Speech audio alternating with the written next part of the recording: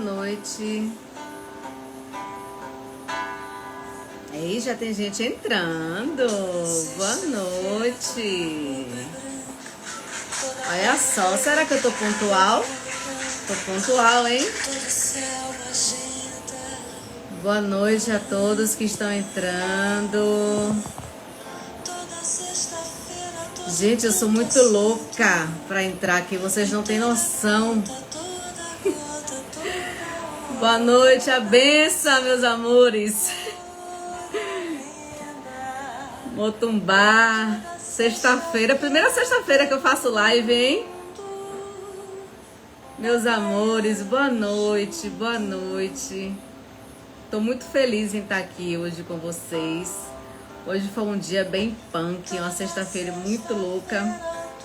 Mas estou aqui, muito feliz, muito ansiosa, muito nervosa. Esse convidado, esse entrevistado é muito especial, muito importante para a nossa religião. E eu tô muito nervosa, espero que essa conversa, que esse bate-papo, consiga me sair muito bem.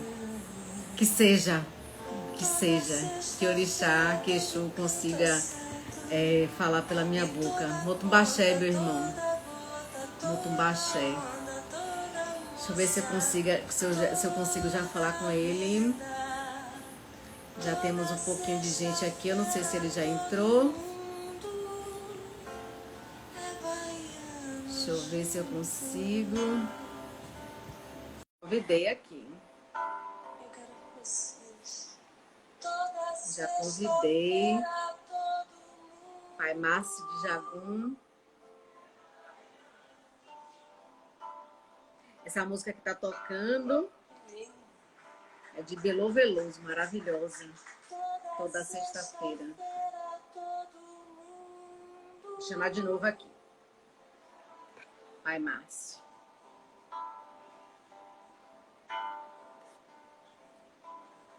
Hoje a gente vai falar sobre estéticas, arte e estéticas africanas. Vamos ver no que vai dar essa conversa de hoje. Arte de terreiro. Tô adorando esse bate-papo com vocês. Tô amando esses encontros. Vamos ver se a gente consegue prolongar mais. Não tô conseguindo. Pai Márcio, cadê o senhor? Pai Márcio não tá conseguindo participar.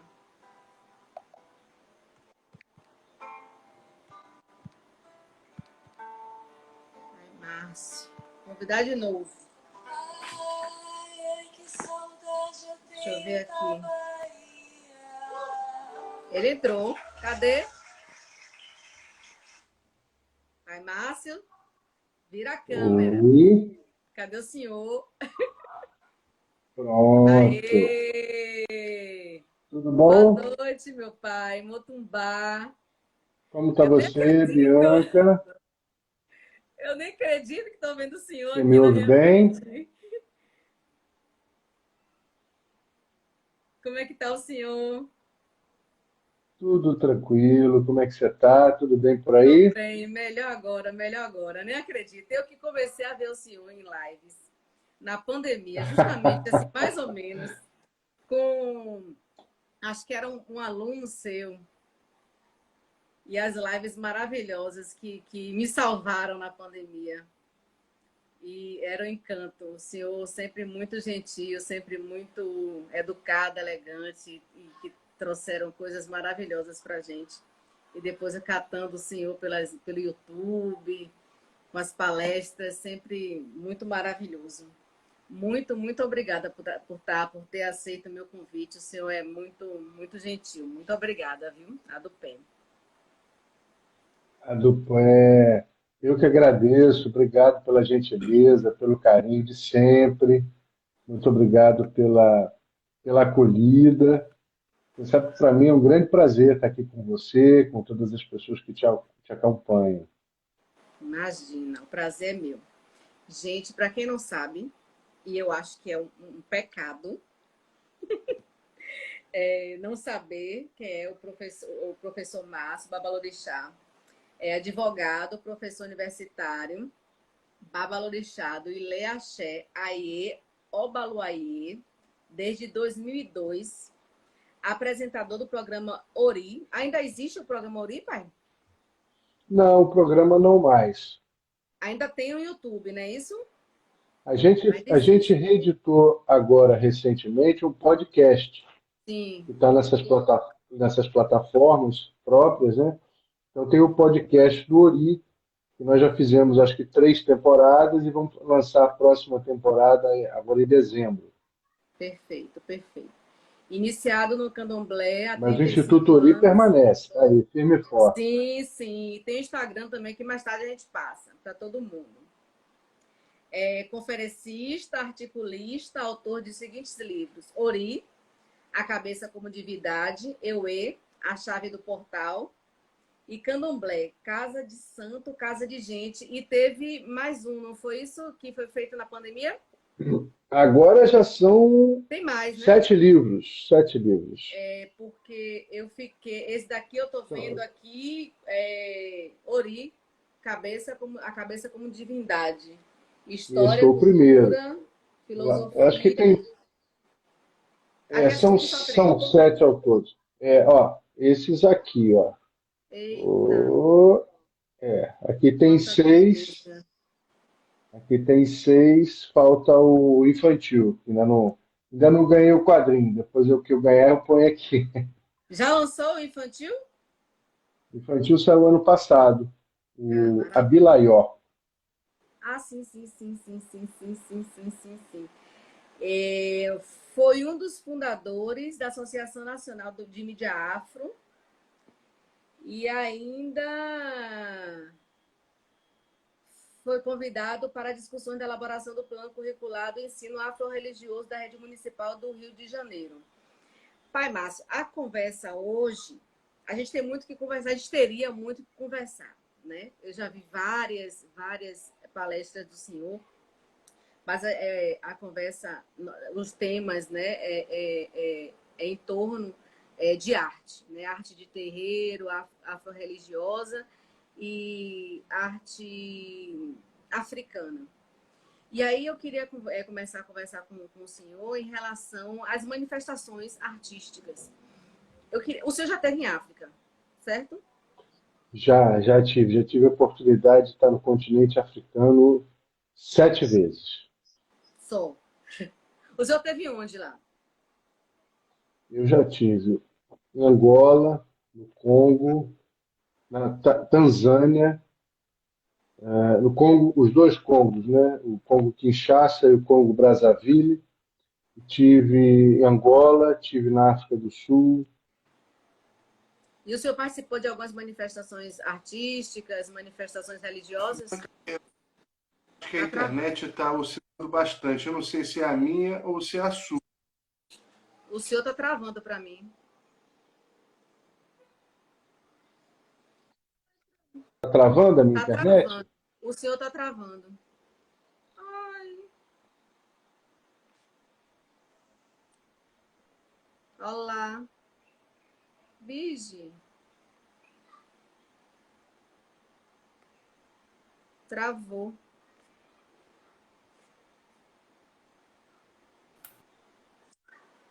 Olá.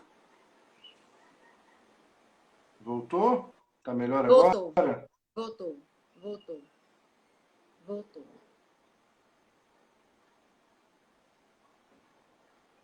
Agora travou de novo.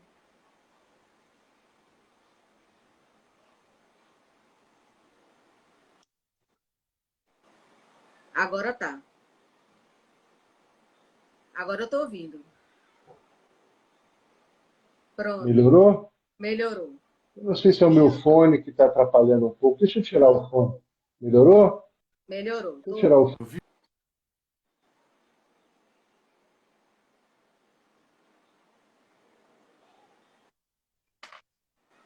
Você me escuta melhor agora, sem fone? Eu te escuto normal, mas tá travando ainda, pai. Está travando ainda? Tirei o Tá. fone, mudei aqui a rede de internet, vamos ver se melhora. Certo. Eu acho que tá melhorando. Ai, meu Deus. Melhorou. Melhorou? Então, Parece pronto. que sim. Acho Acho que que sim. então vamos lá. O senhor está me escutando direitinho? Está me vendo direitinho? Te escuto bem, te vejo bem. Parece que você está aqui do lado. Pronto. Eu perguntei em relação ao senhor ter participado de alguma manifestação por lá, pelos países que o senhor visitou, manifestações artísticas e religiosas pelos países que o senhor visitou em África. Ah, eu participei de tudo que eu pude. Eu bebi literalmente daquela água, de todas as formas, mergulhando com toda a intensidade que me era possível. Eu vi muitas manifestações culturais, políticas também, embora haja uma repressão muito grande no que diz respeito às manifestações da opinião pública, né, populares. Os governos são bastante severos e há pouca liberdade em relação a essas manifestações. Mas a arte transpira, né? Transpira de tudo. Eles são povos, várias etnias, né? Eu estou me referindo a vários países, mas, de uma forma geral, são povos muito artísticos, onde há muita manifestação musical, muita manifestação artesanal, entre tantas outras. E, por que não dizer, poetas, né? Porque nessas culturas calcadas na oralidade, a poesia, as narrativas fazem parte dessa cultura artística, na minha opinião. Sim, sim. E o senhor vê, no Candomblé, o senhor vê relação com as manifestações que o senhor presenciou lá em África? O senhor vê alguma relação? O que o senhor vê mais presente aqui no Candomblé, de lá, de África? Aqui, que o senhor presencia, que o senhor vive, que o senhor Bom, experiencia? Bianca, nos nossos terreiros, nós temos pequenas células da Mãe África. Nós temos espaços geográficos em que se reencontram esses saberes, essas culturas, esses fazeres. São microcosmos africanos encravados no território brasileiro. Pode parecer isso um pouco hipotético, mas como eu gosto de sugerir para as pessoas que não entendem essa dinâmica dos terreiros, o próprio direito compreende esses microcosmos. Por exemplo, se a gente observar que a Embaixada dos Estados Unidos é considerada juridicamente território americano, onde quer que ela se instale, a Embaixada da Inglaterra é o território da Inglaterra, né? Enfim, de certa forma, existe essa mensuração um tanto quanto hipotética de territorialidade. Dentro dos terreiros, a gente vive isso. Os terreiros são embaixadas dessas culturas, são embaixadas dessas diversidades. Eu gosto de entender e perceber os terreiros assim. Então, aqui, a gente reproduz práticas e saberes milenares. Por exemplo, os cânticos, por exemplo, as danças, as coreografias sacras, por exemplo, as esculturas sacras. Aqui a gente tem um grande mercado, né, no melhor dos sentidos, porque às vezes quando fala em mercado, soa como mercantilização de uma forma pejorativa. Mas eu acho extremamente enriquecedor e importante que a nossa religiosidade não só tem artistas como você, como tantos outros e como tantas outras, mas que tenha mercado para isso, porque é arte com A maiúsculo. Nos terreiros, a gente produz arte de primeiríssima qualidade. Máscaras, elementos litúrgicos, artefatos litúrgicos. A gente produz instrumentos de percussão, roupas, adereços dos orixás. Isso é uma arte sacra, que não deixa nada a desejar. O barroco, por exemplo, a arte sacra católica, né? Então, a gente está no primeiro nível de grandeza. Os nossos terreiros nos privilegiam como espaços também de tantas artes, de tantas criatividades. Verdade, verdade. E assim, eu ia falar, engraçado que o senhor acabou, eu ia fazer a pergunta em relação a isso, e acabou que o senhor acabou falando, né? Que ia falar sobre a indumentária, sobre os adornos, e o senhor acabou falando. E aí, em relação sobre a estética mesmo, né? O uso dos materiais, percebo que existe o uso dos materiais, né? De elementos da natureza, de materiais, né, para o uso dessa estética, para a confecção, né, de alguns elementos, como o senhor falou, das máscaras, alguns adereços, né, alguns adornos, né, e nessa apreciação, né, do sagrado, da divindade da natureza. Já entrando na estética, não somente do uso, né? Mas da contemplação, da filosofia da arte, da ciência que estuda as manifestações artísticas da natureza. Que a estética desperta o sentimento do belo dentro de cada indivíduo, que é mais ou menos de despertar o sagrado dentro da gente. Seria isso também, a contemplação do sagrado, a contemplação de orixá? Será que a estética não se confundiria, mais ou menos, com o sagrado, com o belo? O senhor entenderia mais ou menos isso? Será que eu estou viajando muito? Não, não está não. É uma viagem. Essa semana, quando eu estava mais ou menos viajando, porque quando eu fiz teatro, eu fiz licenciatura em artes cênicas, e aí eu tive estética 1 e estética 2, como disciplina, né? As primeiras disciplinas. E aí a gente fazia algumas viagens em relação a isso, né? Da natureza, arte enquanto natureza. E a gente vê isso, né? Na indumentária, a gente vê o molu, né? Todo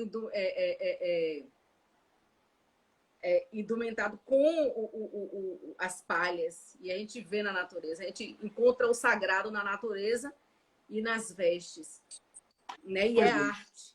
E é arte pura, a gente quase não modifica. Pois é. A cultura iorubá, por exemplo, ela promove na gente uma integração muito horizontalizada com a natureza.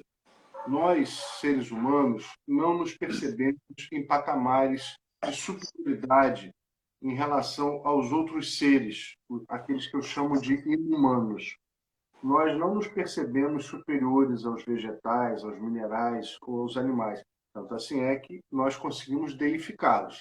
A gente deifica a água, a gente deifica a folha, a gente deifica a borboleta, a cobra, enfim.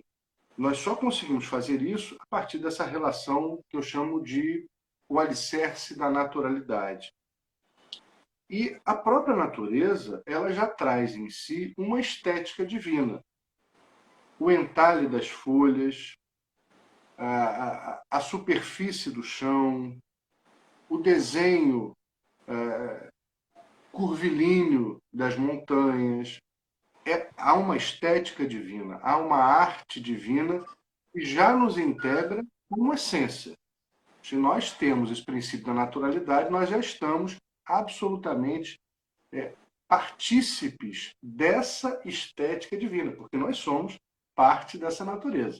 Esse é o primeiro princípio. Né? Nós já nascemos dentro de uma estética, de uma arte divina, a partir dessa cultura urubá. Em segundo lugar, dessa relação tão intrínseca entre os humanos e os chamados inumanos, ou os outros seres que habitam, que dividem conosco o planeta, nós observamos que se estabeleceu uma biorreligião. E a partir daí, eu proponho essa ideia de uma bioestética. A nossa estética, a nossa arte é uma arte da natureza.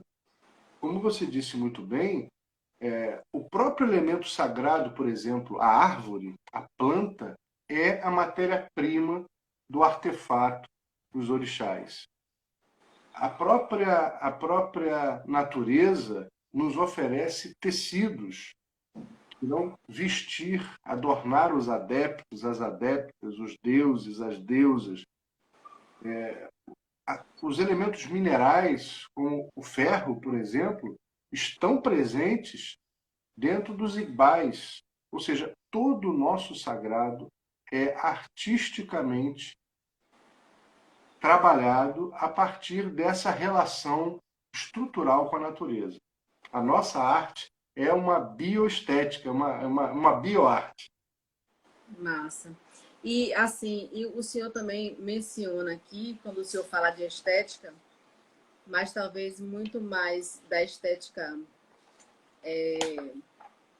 visual, talvez, do que contemplativa. Aí o senhor fala no livro sobre as incisões, né? Seria as escarificações. E, e aí eu queria saber do senhor, mais ou menos, se o senhor também faria essa relação também das pinturas corporais e tal. Acho que em África essa relação é muito mais forte do que com a gente. Talvez tenha vindo para cá com a simbologia mais do sagrado, mais religiosa, as pinturas corporais também. Lá eu acho que a coisa é muito mais forte, né? As pinturas corporais, as escarificações. Pois é, as escarificações, que os yorubais chamam de abadá, são Sim. muito interessantes porque elas têm hoje uma conotação estética, de beleza, de adorno e também de pertença cultural. E elas começam, há muito tempo atrás, como você lembrou aí, eu citei isso no livro Ori, A Cabeça como Divindade, elas começam muito lá atrás como uma identificação, uma identidade. Sobretudo no aspecto dos combates, nas guerras. Os africanos das várias etnias não tinham por hábito, pelo menos em determinado período, utilizarem uniformes de guerra, como é comum no Ocidente. Então, eles se identificavam, principalmente nos momentos não só do enfrentamento, mas da ajuda, através da sua identidade, da sua pertença. Esse aqui é meu irmão, esse eu tenho que proteger, esse eu tenho que defender, esse eu tenho que resgatar. Então, as marcas faciais, as abadjá, tinham, sobretudo, inicialmente, o objetivo de proteger. A partir daí, com o passar do tempo, elas vão entrando no ambiente litúrgico como aquela que protege, a marca que resguarda o corpo. E acabou, aqui no Brasil, sendo considerada como a marca que cura, né? Que cura, que fecha o corpo, que protege. Mas, desde a sua origem, como eu disse, ela tem, o Abadjá tem essa estética identitária, né? O senso de pertencimento. Eu sou o Oió porque eu marco o meu rosto, o meu corpo, desenhando a minha identidade, a minha pertença cultural, social, espiritual, por que não dizer. Agora, vou te falar mais. Enquanto você estava conversando aqui sobre a questão da indumentária, eu me recordei de um fato muito expressivo que marca bastante a tradição, por exemplo, do candomblé ou de algumas tradições da Umbanda, que é o uso de certos tecidos de luxo. As rendas, o richelieu, a lese, brocada e tal. Isso tudo começa há muito tempo atrás, já aqui no Brasil. É curioso porque, às vezes, as pessoas que não entendem o processo histórico, num olhar superficial, dizem assim: ah, mas no candomblé, as mulheres, os orixás, se vestem com as roupas das sinhazinhas. Perderam a identidade. Mas esse é um olhar superficial. Foi no ano de 1696, se não me falha a memória, 1696, quer dizer, século XVII, e aqui no Brasil foi baixada, foi editada uma carta régia onde El Rei proibia as mulheres pretas de usarem determinados tecidos, porque eram de demasiado luxo, nas palavras da lei, da norma. E citava cambraias, renda, seda, como se essas mulheres não tivessem direito de usar roupas finas, roupas de elite, da elite branca. E o que essas mulheres fizeram? À medida em que foram constituindo os seus redutos de resistência, os seus quilombos, os seus calundus, os seus candomblés, os seus terreiros, disseram, não, aqui a rainha sou eu, aqui o meu orixá também é rei, aqui a gente se veste com qualquer roupa, inclusive com a roupa dos As brancos. melhores.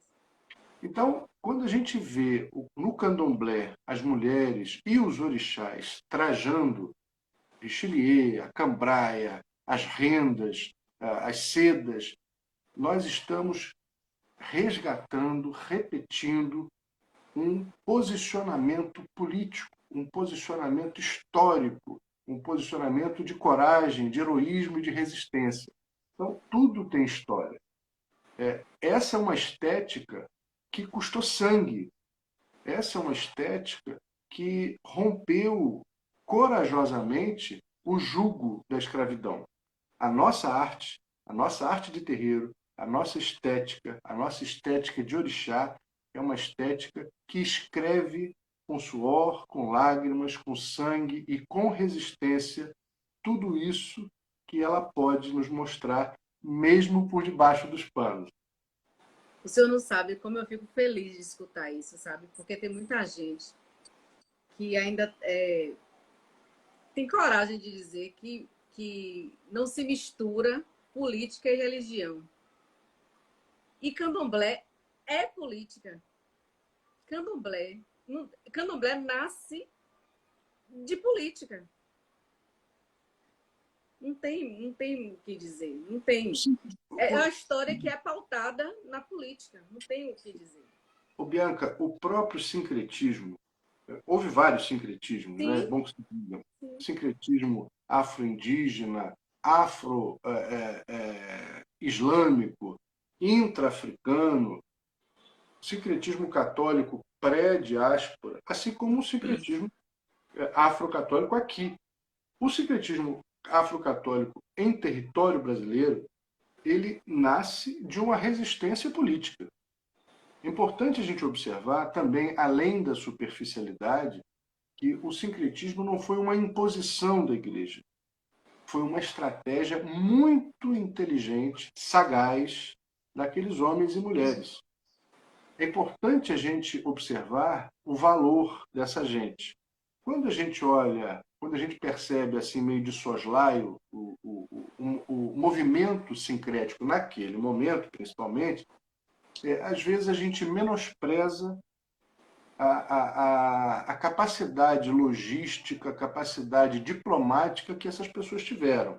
E isso, até certo ponto, é também menosprezar a capacidade do negro. Porque foram os negros que entenderam o sistema do opressor, enquanto o sistema opressor não conseguiu entendê-los. E justamente por isso, eles fizeram um processo que a gente diz tecnicamente de um processo endógeno. Eles entraram no organismo para modificá-lo. Eles entraram na igreja, por exemplo, e instituíram as irmandades negras.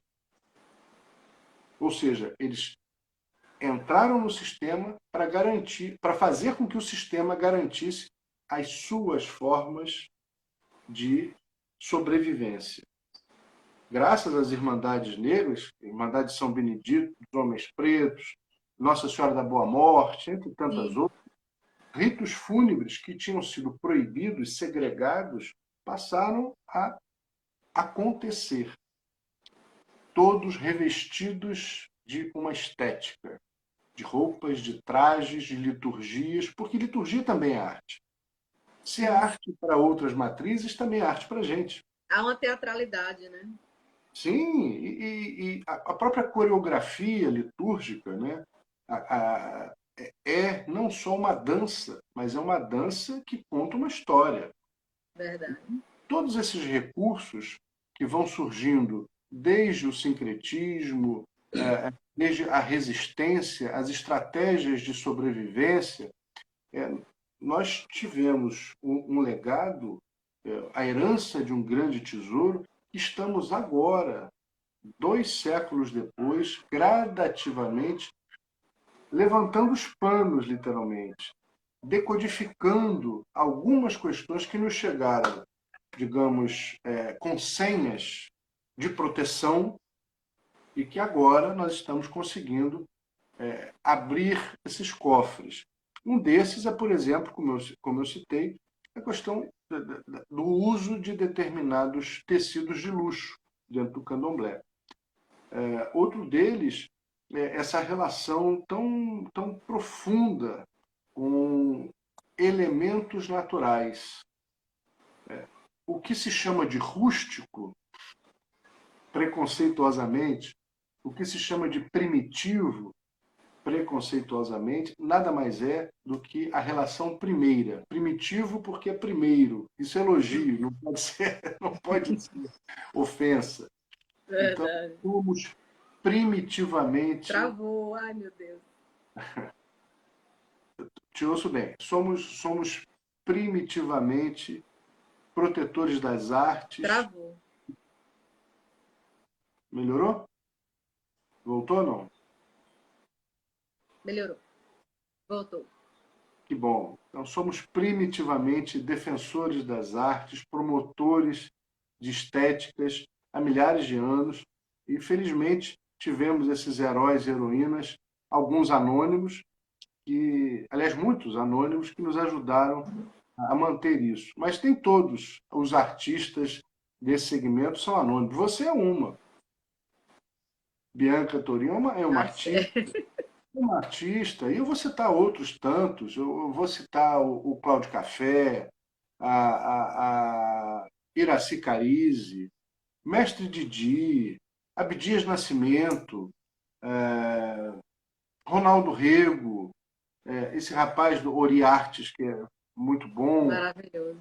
maravilhoso, o Pietro Pérez, que ilustrou o nosso livro infantil, entre tantos, são artistas do gênero masculino, feminino, artistas com A maiúsculo que honram essas origens e essas políticas de resistência. Nós resistimos pela arte também.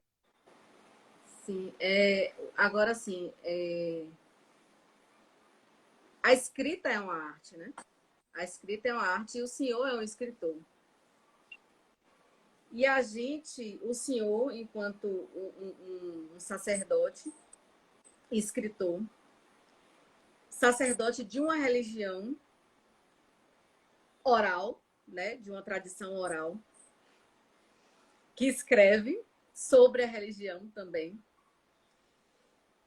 Eu queria que você me falasse um pouco sobre essa relação, né? Que tanto se fala sobre o escrever, sobre essa arte de escrever, mas de não escrever sobre o segredo. Dessa importância de não escrever sobre o segredo, mas de escrever da importância de se manter viva a tradição do candomblé, a tradição das manifestações africanas, dessa importância da arte, da escrita e do candomblé escrito para a gente. Qual é essa importância? Qual é essa relação sacerdote de candomblé e escritor? Como é que funciona?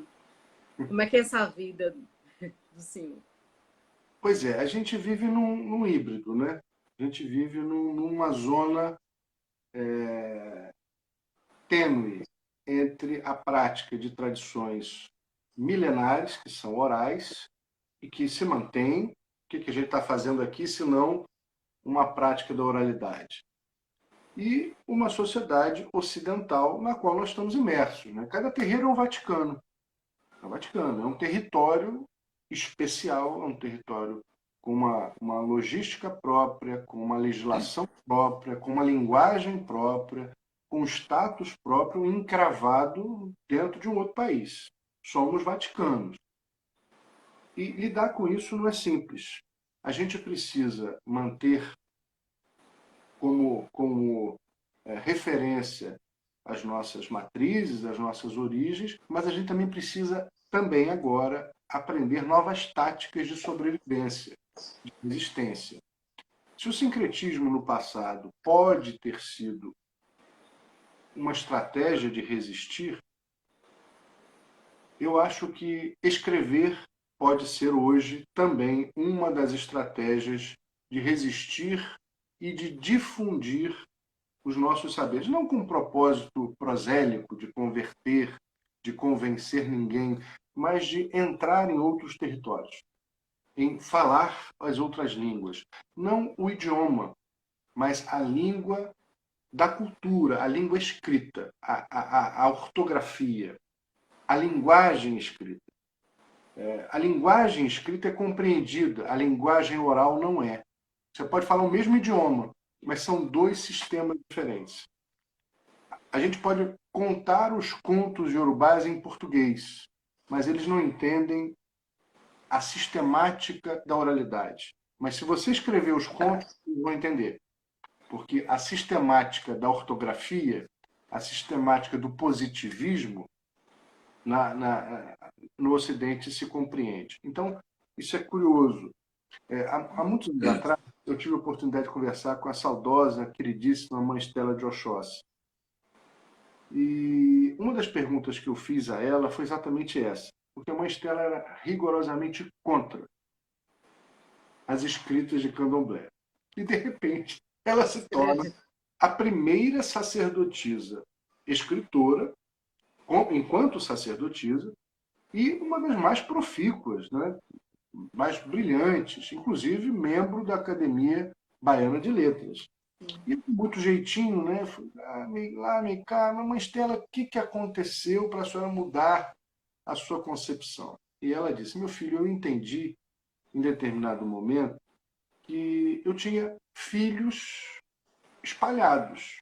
Eu tinha um filho em Portugal, um filho nos Estados Unidos, um filho em Campinas, outro em Salvador, outro em São Paulo, outro no Rio de Janeiro. Como é que eu falo com essa gente?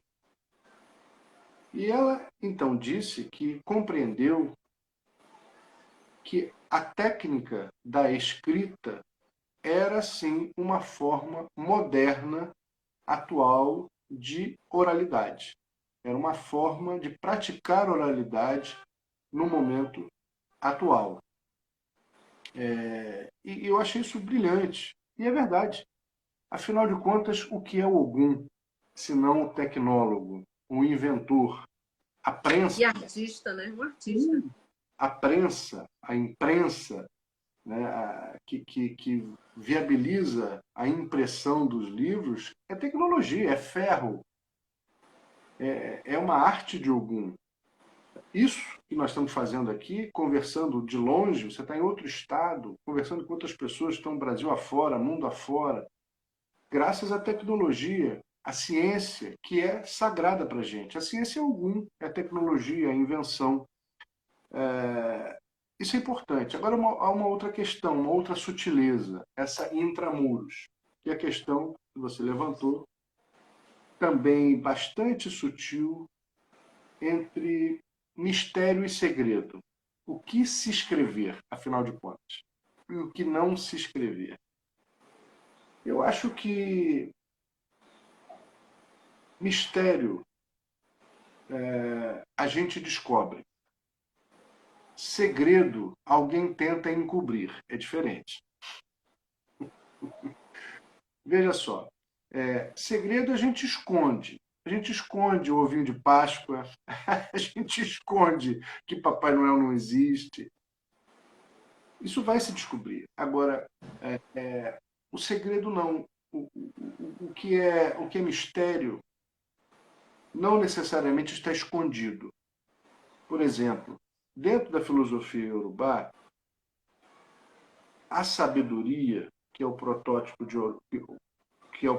Oromil, já existia antes do mundo ser criado, o nosso mundo ser criado. A sabedoria já existia. A sabedoria instruiu, prescreveu ao Batalá e ao Duduá, os criadores do mundo e dos seres, como deveriam proceder para serem bem-sucedidos nos seus intentos. A sabedoria já existia. A sabedoria já está posta quando a natureza é criada, quando o ser humano é criado. Nós é que vamos descobrindo esses mistérios à medida em que nós vamos amadurecendo. Isso é diferente. Observe. Os princípios ativos das plantas já estão aí. A gente já convive com as plantas há anos. Aí, de repente, alguém descobre: ah, tem uma propriedade nessa planta tal. A propriedade não foi colocada ali, ela já existia. A gente é que teve acesso a isso. A gente é que revelou ou que desvelou um mistério. Ou seja, teoricamente, não existe nenhum mistério.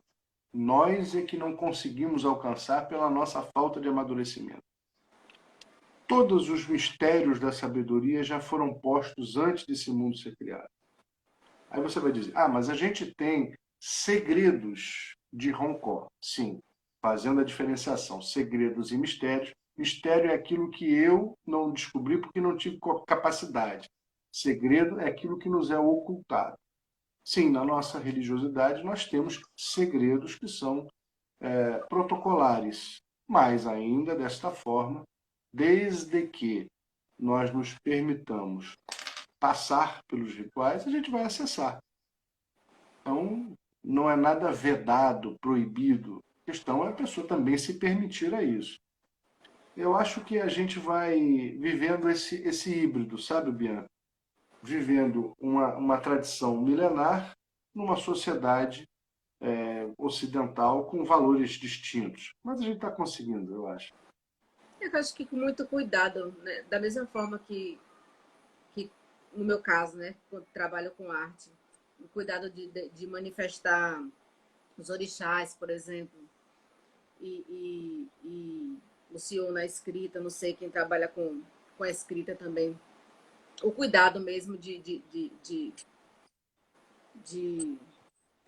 escrever, o senhor bota aqui na dedicatória, dedica ao livro aos meus ancestrais e àqueles que lutam por um candomblé respeitoso e respeitado. Acho que com respeito a gente consegue muita coisa, né? Acho que a gente consegue, com amor e com respeito, a gente consegue alcançar muitas coisas. O senhor me disse que o senhor já escreveu muitos livros, 7, não é isso? Várias temáticas? Várias temáticas. Qual a temática que o senhor diz assim, que dá o mais êxtase, que o senhor diz assim, nossa, eu quero escrever mais, é isso? Ou tudo o senhor se debruçou e teve todos os filhos? É que nem mãe, todos os filhos ama tudo igual, ou tem aquele que, nossa, esse daqui é o meu filho querido? Não vale mentir, pai, não vale mentir. Olha aí, viu? Ficou vermelho. Todos eles me deram muito prazer em escrever, embora me causassem muito cansaço. Todos os livros me cansaram muito, me cansam. Eu brinco, às vezes, dizendo que cada livro que eu escrevo é que nem alguém que volta da guerra. Essa marca aqui tomei essa bala na guerra tal, essa aqui, o braço quebrado. Cada livro me deixou uma marca no corpo e não só nas emoções. Mas, de certa forma, embora sejam temáticas bem variadas, né? Eu falo sobre, nesse aqui,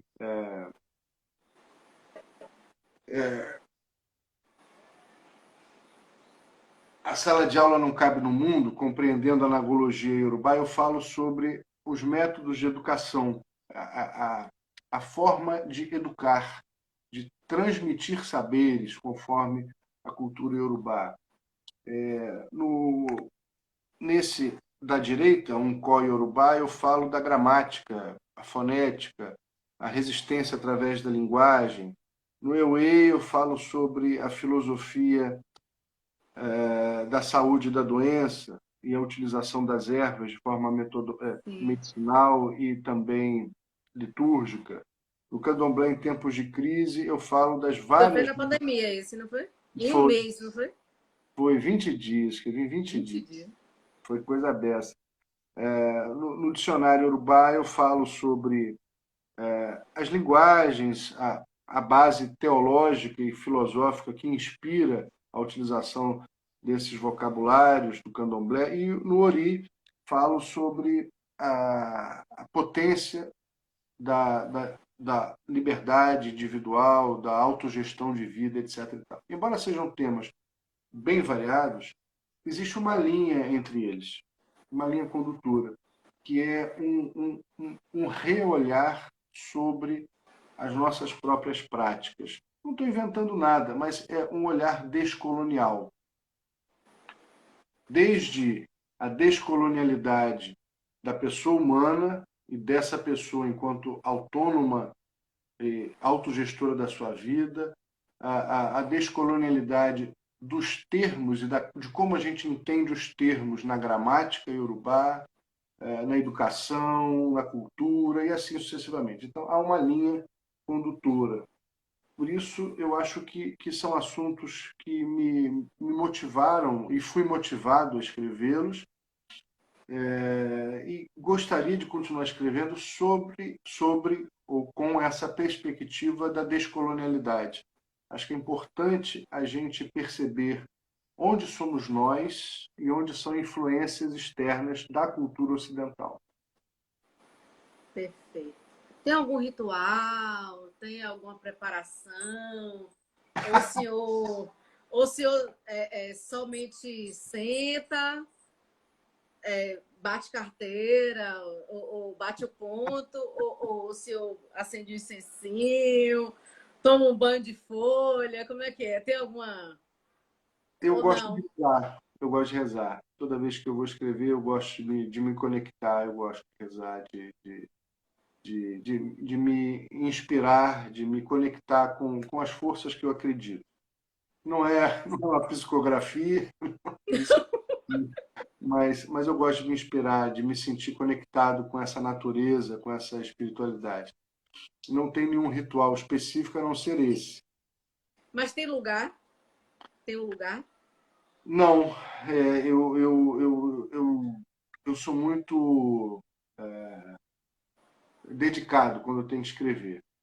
Fico realmente dedicado com muito afinco. Esse último livro, esse que eu estou escrevendo agora, me tomou muitas noites de sono, me deu muito trabalho. Talvez de todos tenha sido o que me deu mais trabalho. De todos. Apesar do dicionário ter sido o tijolo, né?